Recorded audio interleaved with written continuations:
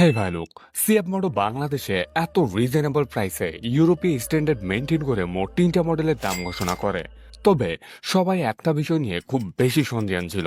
সেটা হলো এদের স্পেয়ার পার্টস এবং সার্ভিসিংকে নিয়ে। কারণ আমরা শুরু থেকে দেখে আসতেছি বাংলাদেশে বিভিন্ন ব্র্যান্ডের চাইনিজ বাইকগুলোকে নিয়ে এসে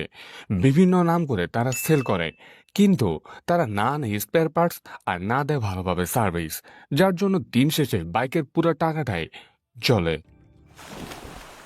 তবে সিএফ মোটর ইম্পোর্টার এবং তাদের সিনিয়র টেকনিশিয়ান বাইক বিডির টিমের মাধ্যমে ঘোষণা করেছে যে তারা সার্ভিসিং এবং স্পেয়ার পার্টস নিয়ে খুব বেশি সচেতন, যার প্রেক্ষিতে তারা স্পেসিফিক সার্ভিস সেন্টার এবং একটা বাইকের 90% স্পেয়ার পার্টস ছাড়া তারা কাউকে ডিলারশিপ দিচ্ছে না। পাশাপাশি এমন কোনো ডিলারকে তারা বাইক দিবে না যারা মিক্স বাইক সেল করে, অর্থাৎ এক ছাদের নিচে বিভিন্ন ব্র্যান্ডের বাইক, যেমন উদাহরণস্বরূপ ইউজড বাইকের শোরুমগুলোর মতো। তাদের এই উদ্যোগটা যে কতটা গুরুত্বপূর্ণ এটা যারা বুঝার তারা বুঝেই গেছে। কারণ একটা বাইক যত দামি ব্র্যান্ডেরই হোক না কেন, সময় মতো সার্ভিস এবং স্পেয়ার পার্টস না পেলে ওই বাইক অচল হইতে 2 বছরও সময় লাগে না।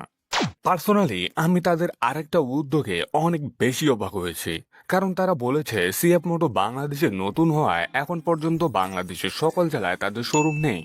যার জন্য যেসব জেলায় শোরুম নেই ওইসব জায়গায় যদি কোনো বাইক নষ্ট হয় তাহলে তাদের টেকনিশিয়ান ভিডিও কলে বাইকের সমস্যাগুলোকে ভালোভাবে যাচাই করে ওই মোতাবেক প্রস্তুতি নিয়ে 24 ঘন্টার মধ্যে হাজির হবে ওই বাইকের কাছে, এবং কোনো পার্টস পাওয়া না গেলে সেটা তারা 17 দিনের মধ্যে ইম্পোর্ট করাবে। এখন তারা ওয়াদা করছে তো অনেক কিছু, আর এইসব ওয়াদা যদি তারা রক্ষা করে তাহলে বাংলাদেশের কিছু কোম্পানি এবং তাদের দালালদের ফুটকিতে আবারও একটা